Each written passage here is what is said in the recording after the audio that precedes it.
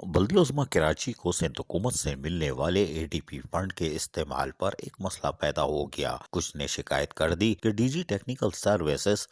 حکومت کی منظور شدہ شیڈول آف اسٹیبلشمنٹ کی پوسٹ کے مطابق نہیں ہے اور ان کا سندھ گورنمنٹ سے کوئی آرڈر نہیں ہے، جس کے بعد اے جی سندھ نے ادائیگی روکنے کے لیے باقاعدہ خط ایڈمنسٹریٹر کراچی کو لکھا تھا۔ تاہم واضح رہے کہ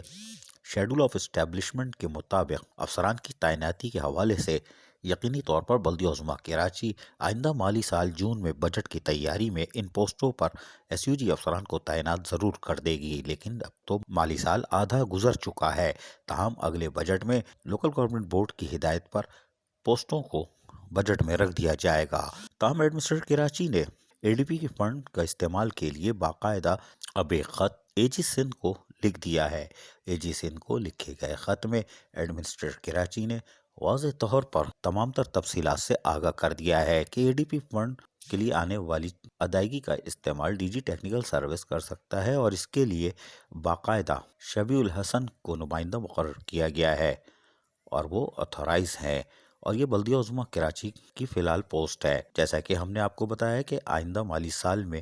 شیڈول آف اسٹیبلشمنٹ پر عمل درآمد کے بعد یقیناً یہ مسئلہ پھر کھڑا ہو سکتا ہے، لیکن اس وقت مسئلہ حل کر لیا جائے گا۔ تاہم ایڈمنسٹریٹر کراچی نے اے جی سندھ کو خط لکھ کر باقاعدہ آگاہ کر دیا ہے۔ واضح رہے کہ بلدیہ عظمیٰ کراچی میں ایسے متعدد افسران موجود ہیں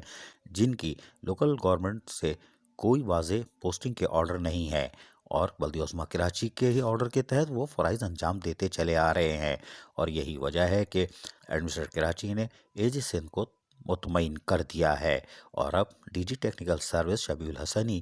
سائننگ اتھارٹی ہو جائیں گے اور وہ اے ڈی پی فنڈ استعمال کر سکیں گے۔ تاہم اس کے لیے تمام خدشات کو بھی ایڈمنسٹریٹر کراچی نے تقریباً ختم کر دیا ہے۔ عزیز عارف، کے بی ایس بلدیاتی نیوز، کراچی۔